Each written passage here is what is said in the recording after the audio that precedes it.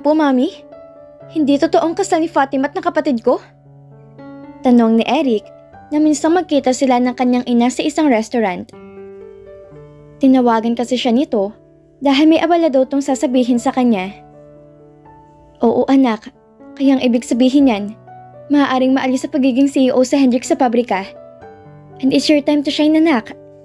Nakangiting sabi ni Madam Romina. Mami, hindi naman po ako interesado sa pabrika eh. Hayaan niyo na lang po na ang kapatid ko mamahala sa factory. Total, may trabaho naman po ako. Mahinahong tugon na Eric. Isa lang naman ang nais ko, Mami. Dagdag niyang sabi. Tumingin sa kanya si Madam Romina at bahagyang kumunot ang noon nito. Mami, dati kong girlfriend si Fatima, ngunit nakagawa ko ng malaking kasalanan sa kanya. Ngayon ko lang na-realize kung gaano ko siya kamahal, and I want her back. What? Ano ba nangyayari sa inyong dalawa ni Hendrix? Sa dinami-dami ng babae at sa Fatima Panayin pareho kayo nagkagusto? Wika ng kanyang ina. Well, hindi ko naman masasabing mahal na Hendrix yung Fatima na yon. Kasi alam ko naman kung gaano niya kamahal si Jewel. Nagawa lang niya makipagkasundo doon sa babaeng yon dahil sa kanyang lola. But I know hanggang ngayon, mahal pa rin yung ex-girlfriend niya. Napaisip si Eric. Wala na pala magiging problema kung ganon. Malaya na siyang gawin ng lahat upang muling mapaibig si Fatima. Bigla siyang natuwa sa kanyang nalaman. Sana this time, magtagumpay na talaga siya. Matapos ng pag-uusap nila ng kanyang ina, bumalik na siya ng ospital. Pang night shift kasi siya ngayon, kaya hindi naman siya makakatulog na maayos dahil kailangan niya magsagawa ng daily rounds sa kanyang mga pasyente. Ganun pa man, napakagaan na kanyang pakiramdam. Sumilay ang pag-asa sa kanyang puso dahil sa nalaman niya mula sa kanyang ina. Hindi totoong kasal ni Fatima at ng kapatid niya, kaya ipinangako niya sa kanyang sarili na kapag muli niyang napaibig si Fatima, hindi na taga siya gagawa pa ng anumang kalokohan at yayayain na niya to na kasal. Wala na siyang gugustuhin pa kundi makasama si Fatima. May stable na trabaho naman siya at kahit hindi naman siya tunay na kastilyo, minahal naman siya na kanya kinilalang mga magulang bilang tunay na anak. Gusto na nga ng mga ito na mag-asawa na siya bago man lang siya tumungtong ng 30 taong gulang. Madaling araw na makarating si Eric sa kanyang kondo. Nais niya makatulog dahil pupuntahan pa niya si Fatima sa pinagtatarabuhan nitong bangko.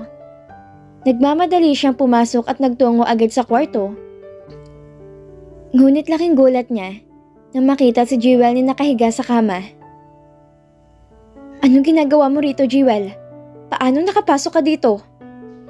Nagtatakang tanong niya. Numisi lang ito at saka lumapit. Of course! Tinanong ko kay Amber ang passcode mo. Imposible ba yon? Well, nagbaka sakali lang ako na hindi mo pa pinalitan ng passcode mo. Nakangiting tugon nito at bahagya pang kinagat-agat ang tenga niya. Pagkatapos naghubad to sa harapan niya hanggang sa panloob na lang ang natitirang saplot nito. Napalunok naman siyang bigla sa anindog na tumambad sa kanyang paningin. And maybe, there's something you want to know, Eric? Alam mo bang matagal na kitang gusto noon pa man? Ngunit binaliwala mo lang ako dahil kay Fatima? So? Sadya nitong ibinitin ang nais sabihin at tinulak siya nito hanggang sa mahiga siya sa kama. Unti-unting binuksan nito ang mga botones ng kanyang polo at marahang hinaplos ng kanyang dibdib. Actually, ako ang nag-utos kay Amber upang pumapan sa inyong dalawa ni Fatima. Knowing your weakness, alam ko kung gaano ka ka-aggressive, Eric. Kaya hindi mo natanggihan ng akitin ka ni Amber hanggang sa dinala mo siya rito ng birthday mo. At sakto namang dumating si Fatima. At boom! Umagalpak ito ng tawa. Nabigla siya sa revelasyon niyang kanyang narinig. Pero naisip niya, kahit inutusan ng noon si Amber, kasalanan pa rin niya dahil hindi siya nakatanggi, kaya nasakyan niya ng labi si Fatima. And now, what do you want? Nagtagumpay ka na, diba? Ngunit akala ko ba, gusto mo makuha ulit sa Hendrix? Bakit hindi mo siya puntahan at siyang akitin mo? Sabi ni Eric. May nangyari naman sa amin noon ni Hendrix eh. Pero sa atin wala pa, kaya nandito ako. Ayaw mo ba nun? Nagsimulang gumapang ang kanyang mga labi ni Jewel sa leeg niya. Kinagat-kagat pa nito ang tenga niya na ito naman taga nagpapaaraw sa kanya. Eric, take me now. Pumatong to sa kanya at siniil siya nito ng halik. Bigla namang nabuhay ang kanyang pagkalalaki kaya tinugon niya to hanggang sa tuluyan na siya mabaliw sa tawag ng laman. Hinubad ni Jewel ang suot niyang pantalon hanggang isang saplot na lang ang natira sa kanya. Uhaw na rin siya sa pakikipagtalik pagkatapos sila maghiwalay ni Amber. Naging abala na kasi siya sa trabaho, kaya hindi niya papalagpasin pang pagkakataong to. Inalis niya ang natitirang saplot sa katawan ng babae. Pinagsawaan niya kanyang mga labi ang katawan ng babae dahil ito naman ang gusto nito. Hanggang sa pasukin niya ang kuweba. Wala siyang maramdaman sa mga oras na yon, kundi ang matinding libog na kailangan niyang mailabas. Matapos na mabilis niyang pagtaas baba, pareho nilang narating ang kasukdulan at kapwa sila hinihingal na maghiwalay ang kanilang mga katawan. Huli na ma-realize niyang hindi pala siya nakapagsuot ng medyas at naisabog niya sa loob ng kanyang katas. Thank you, Eric. Matagal ko na itong pinangarap. Sabi ni Jewel at kinintalan siya nito ng halik sa labi. Hindi siya umimik. Ngayong humupa ng nararamdaman niyang libog, muli na naman niyang naiisip si Fatima. Biglang bumabalik sa kanyang alaala ang panahong inangkin niyang pagkabirhen nito. Mahal mo pa rin ba si Fatima, Eric? Tanong ni Jewel. Oo, at nakahanda akong bawiin siya. Ikaw, desidido ka bang makuha ulit sa Hendrix? Gustong gusto ko, pero hindi na yata sila mapapaghiwalay ng asawa niya. Sagot nito. Sinabi ni Eric ang tungkol sa kanyang nalaman, ngunit hindi niya sinabing kapatid niya sa ina si Hendrix. What? Hindi sila totoong mag-asawa? Well, that's good news. Bulalas ito, saka to tumawa ng malakas. Nagkatinginan silang dalawa. Pareho sila nang naiisip at pareho silang desidido mabawi ang dating pagmamay-ari nila. Maagang nagising si Fatima dahil sa magkasunod na tunog na kanyang cellphone. Dali-dali niya itong kinuha sa ibabaw ng bedside table. Napangiti siya nang mabasa ang pangalan ng nanay niya sa screen. Hello po, Nay. Good morning po. Ang aga niyo po. Sabi niya. Anak, happy birthday. Bati sa kanya. Pagkatapos narinig niya ang boses ng tatay niya na tuwang-tuwa niya bumabati sa kanya. Sumunod naman ang mga kapatid niya. Happy birthday, ate! Nagkasabay-sabay na ang mga ito. Oo nga pala, nakalimutan yung birthday niya ngayon. Isang taon na naman ang nadagdag sa buhay niya at ipinagpapasalamat niya ito sa Panginoon dahil sa kabila ng hirap na pinagdaanan niya, patuloy niya itong nalalampasan. Marami pong salamat, Naitay. Ay, Sis Bella. Nakalimutan ko nga eh. Buti pinaalala niyo sa akin. Nakangiti niyang sabi. Nagkatawanan silang lahat. Kung nandito ka lang anak, mag-iihaw tayo ng baboy. Kaso malayo ka naman. May exam din ng mga kapatid mo. At ako rin abala na rin sa ating negosyo. Pasensya na anak ha. Di tayo makakapag-celebrate. Maluha-luhang wika ng kanyang ina. Okay lang po, Nay. Naiintindihan ko naman po. Masaya po ako, Nay, dahil may bago na tayong pinagkakakitaan. Nakangiti ni Fatima na tugon. Hindi naman nagtagal ang kanilang pag-uusap dahil sinabi niyang papasok pa siya sa trabaho. Naupo si Fatima sa gilid ng kama at ipinatong muli ang kanyang cellphone sa ibabaw ng bedside table. Pagkatapos, kinuha niya ang kanyang tuwalya at nagtungo sa banyo. Habang naliligo siya, biglang sumagi sa kanyang isipan ang mga sandaling sila pa ni Eric noon. Hindi talaga ito nawawala ng sorpresa tuwing may mahalagang okasyon. Inaamin niya, namimiss niyang ganung thoughtfulness ng lalaki. Ipinilig niya ang kanyang ulo dahil ayaw na niyang isipin pa yon kasi mas lalo lang siya masasaktan. Lumabas na siya ng banyo at nagtungo sa closet upang kunin ang kanyang uniform. Pinatuyo niya muna ang kanyang buhok, Dahil ayaw taga niyang pumasok sa trabaho nang hindi tinatalian ang buhok niya, kaya kailangan niya muna itong patuyuin. Pagkatapos nagbihis na siya at saglit na nag-ayos sa kanyang sarili. Pagkaraan ng ilang sandali, pumasok si Hendrik sa kwarto na bagong ligo at nakabihis na rin. Ngumiti lang to sa kanya. Hindi naman alam ng lalaki na kaarawan niya ngayon at ayaw din niyang sabihin. Ready ka na ba? Bababa na tayo at na makapag-almusal. Kailangan ko pumasok na maaga sa pabrika eh. Sabi nito. Tinanguhan lang ni Fatima to at sabay silang lumabas ng kwarto. Hindi naman talaga siya kumakain ng almusal at kadalasan nagkakape lang siya. Pero bigla siyang nakaramdam ng gutom kaya kumain na lamang siya. Biglang sumilay ang lungkot sa puso niya dahil wala tagang kaalam-alam ang lalaki na birthday niya ngayon. Napaka-particular pa naman niya sa mga mahalagang okasyon. Kaya iniisip niya, siguro nga, wala tagang damdamin si Hendrik sa kanya. Kasi kung meron, dapat inalam na nito mga personal information niya. Fatima, what's wrong? Tanong ni Hendrix.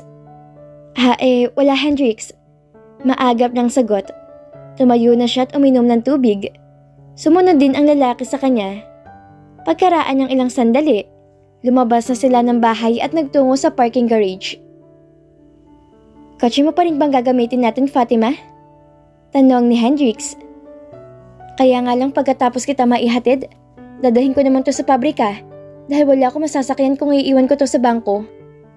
Iyon kung pagkakatiwala mo sa akin ng kotse mo. Nakangiting sabi ni Hendrix. Of course naman no, ikaw talaga? Nakangiti ding tugon ni Fatima. Nagtawanan silang dalawa habang sakay ng kotse. Bigla kasi naging madaldal siya at kwento siya na kwento ng kung ano-ano. Kaya hindi nila namalayan na nasa tapat na pala sila ng Bangko de Oro. Naunang bumaba ang lalaki at pinagbuksan siya nito ng pintuan ng kotse. Sige Hendrix, tutuloy na ako. Ingat ka. Bye. Na makapasok na siya sa loob. Happy birthday Fatima! Sabay-sabay na bati sa kanya ng mga kasamahan niya at may inabot ng flowers and cake. Happy birthday Mars! Bati sa kanya ni Kay, sabay yakap nito sa kanya. Maraming salamat sa effort niyo ha, nakaka-touch naman. Sabi ni Fatima. Blow the candle. Sabay-sabay na wika ng lahat. Saglit siyang pumikit at pagkatapos nag-blow ng kandila at nagsipagpalakpakan ng lahat. Oy, mamaya ko na kayo ililibre ha? Aniya. Okay lang Fatima. Wika ng isang kasamahan niya. Pagkatapos sa maikling kasayahan, tumuloy na siya sa kanyang desk at agad na binuksan ng PC. Nasa kalagitnaan siya ng konsentrasyon na may inabot ang guard sa kanya. Ma'am, special delivery po. Nakangiting sabi nito. Isang bouquet ng rosas ang binigay sa kanya at isang maliit na paper bag. Wala namang nakasulat kung kanino nanggaling. Naisip niya, baka galing kay Hendrix. Pero hindi naman alam nito na birthday niya ngayon. Wow Mars, ang sweet naman ng asawa mo at ipinadeliver pa talaga dito. Sambit ni Kay. Nakikisabay din ang iba pa nilang kasamahan sa panunukso sa kanya. Ngumiti lang si Fatima dahil alam naman niyang hindi nanggaling kay Hendrik sa mga bulaklak. Hindi nga to bumati sa kanya kanina sa bahay. Magpa-deliver pa kaya? Naging curious siya kung anong laman ng paper bag at kung kanino galing. Baka kasi may card na inilagay sa loob. Mabilis sa binuksan niya ang paper bag at laking gulat niya na makitang isang bracelet. Napakaganda nito at mukhang mamahalin. Tiningnan niya tong mabuti at may nakasulat. You're still the one. Kalakip nito'y may note ding nakalagay din kaya agad niya tong binasa. I'm always right here. Please come back to me. At na mabasa niyang pangalan ni Eric, biglang lumakas ang tibok ng puso niya at hindi niya mapigilang lumuha. Biglang bumalik sa isipan niya ang mga masasayang sandali na pinagsaluhan nilang dalawa. Nakakamiss lang tuwing may ganitong okasyon dahil tagang napaka-thoughtful nito sa kanya. Mars, kanino galing yan? Tanong ni Kay. Hindi si Fatima kumibo. Agad niyang ibinalik sa box ang bracelet at nagpatuloy sa kanyang trabaho. Buti na lang at hindi na siya kinulot pa ng kanyang kaibigan dahil alam naman ito na hindi siya nagkukwento kapag oras ng trabaho. Habang patuloy siya sa pagtipa ng keyboard, hindi niya maiwasang maisip si Eric. Hindi naman niya ito basta-basta makakalimutan. Ito ang una niyang pag-ibig at kagaya ng sabi nila, first love never dies. Kung maaari nga lang ibalik ang panahon, ipinilig niya ang kanyang ulo dahil naisa niyang iwaksi ang lahat ng mga iniisip niya. Napakabilis sa lumipas ang oras at alas 4 na ng hapon. Nagtaka naman si Fatima dahil maaga nagsiuwian ng kanyang mga kasamahan sa trabaho. Kadalasan naman, mas nauna pa silang lumabas ni Kay at kahit sinabi niyang ilibre niya ang mga ito, nagmamadali pa ring umalis at may kanya-kanyang dahilan ang mga ito. Saan kayo ngayon, Mars? Hindi ba tayo kakain? Tanong ni Kay habang nagliligpit to ng mga gamit sa desk niya. Ito na lang din ang naiwan sa loob kasama niya. Susunduin ka ba ni Hendrix, Mars? Tanong ulit nito. Oo, alangan namang hindi. Nasa kanya yata ang kotse ko. Nakangiti niyang tugon. Tinanguhan lang siya ng kanyang kaibigan at pagkatapos masaya silang nagkukwentuhan ng mga bagay-bagay tungkol sa kanilang mga pamilya sa probinsya. Kamusta na palang bagong negosyo niyo, Mars? Tanong ni Kay. Sa awa ng Diyos, Mars, maayos naman. Masaya nga si nanay dahil may pinagkakaabalahan na siya. Nakangiti ni Fatima ng wika habang sinusuklay ang kanyang buhok. Oo nga pala, Mars, saglit lang ha. May kinuhang kaibigan niya sa loob ng bag nito. Happy birthday, Mars. Pagtiyagaan mo na tong regalo ko. Uy, Mars, nag-abala ka pa. Pero salamat talaga, Mari ha. Aniya, at excited na binuksan ang laman ng paper bag. Wow! Gustong-gusto kong kulay, Mars. Masuot ko nga to. Nakangiting sabi niya, saka nagpunta sa ladies' room. Isinuot niya ang blouse na bigay ni Kay sa kanya. Isa tong v-neck na shirt sleeve na may lace sa upper part. Gustong-gusto niyang kulay nito kasi isa sa mga paborito niya ang powder blue. Tiningnan niyang mabuti ang kanyang sarili sa salamin at namatiyak niyang maayos na ang lahat. Lumabas na siya ng ladies' room. Mars, bagay ba sa akin? Tanong niya. Oo naman, Mars. Wala namang hindi nababagay sa'yo Tugon nito. Hay nako, ang ganda mo talaga, Mars. Pahawa naman ang kagandahan mo, kahit 1.8 lang. Natatawa si Fatima sa sinabi ng kanyang kaibigan. Hindi naman to pangit, may pagka-boyish nga lang, kaya hanggang ngayon hindi nagkakajowa. Tingin yata sa kanya, tibo. Ba't ang tagal naman ni Hendrix? Sa labas na natin siya antayin, Mars? Sabi nito. Eksaktong 5:30 na ng hapon nang dumating si Hendrix.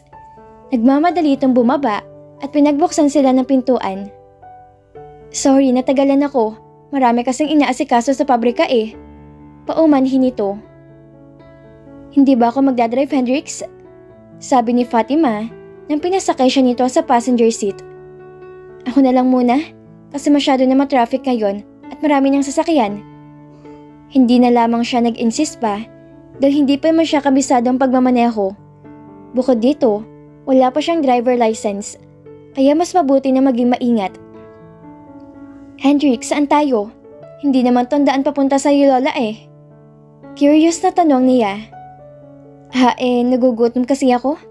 Kain muna tayo. Okay lang ba, Kay? Tanong nito. Okay lang, Hendrix, no problem. Sa isang restaurant sila huminto. Hindi pa siya nakapunta dito. Ngunit sa tingin niya, napaka-class ng restaurant na to. Marami nang kumakain sa loob at parang wala nang bakante. Wala na yatang bakante, Hendrix. Sa iba na lang tayo kumain. Sabi ni Fatima. Ngunit hindi siya pinansin ng lalaki sa halip. Bumabato at pinagbuksan sila ng kinapuntuan. Umakyat sila ng hagdan papunta sa second floor. Hindi niya alam na may ikalawang palapag pala dahil sa first floor lang naman pinapailawan. Na makarating na sila sa taas, biglang bumukas ang pinto kasabay ng pagbukas ng mga ilaw. Happy birthday, Fatima! Sabay-sabay na bati sa kanya ng mga naroon at muling pumutok ang mga party poppers. Hindi si Fatima nakakilos sa kanyang kinatatayuan dahil hindi man taga niya inaasahan na masusurpresa na naman siya. Isa-isa niyang tiningnan ang mga naroon. Mga kasamahan nila to sa Bangko de Oro kasama ng kanila manager. Kaya pala nagmamadaling umalis, dito palang punta ng mga to. Happy birthday Fatima! Masayang bati sa kanya ni Zaza, sabay yakap nito sa kanya. Sumunod naman si Leandro at bumati din sa kanya. Nabigla siya dahil hindi naman niya inaakala makakasama niya mga ito ngayong gabi. Napakaganda ng lugar at magara ang mga dekorasyon. May malalaking tarpaulin na nakasabit sa wall, maraming balloons at may mga 3-layer cake sa ibabaw na mahabang mesa. Tiningnan niya si Kay. Ngumiti lang to na parang kinikilig. Si Hendrix na nagplano nito, Mars, sabi ng kanyang kaibigan. Mas lalo si Fatima na nabigla dahil paano nalaman ng lalaki na birthday niya ngayon. And speaking of him, nilingon niya to, ngunit hindi mahagip na kanyang paningin at bigla nang bumukas ang isa pang pintuan sa may harap at nakita niya si Hendrix. Hawak-hawak ang isang bouquet ng bulaklak at buong tamis ng umiti ito habang papalapit sa kanya. Happy birthday Fatima! Bati ni Hendrix at ibinigay ang bouquet pagkatapos niyakap siya nito. Naghihiyawan at nagpapalakpakan ng lahat ng mga naroroon. Ang daya mo ba't di mo naman sinabing may surprise palang ganito? Aniya, sabay tampal sa braso ng lalaki. Kung sinabi ko, hindi na sorpresa yun, di ba? Nakangiting sabi ni Hendrix. At dito na po nagtatapos ang ika-30 kabanata ng ating kwento. At sana'y muli niyo po akong samahan sa mga susunod pang kabanata. Maraming salamat po at ingat po tayong lahat.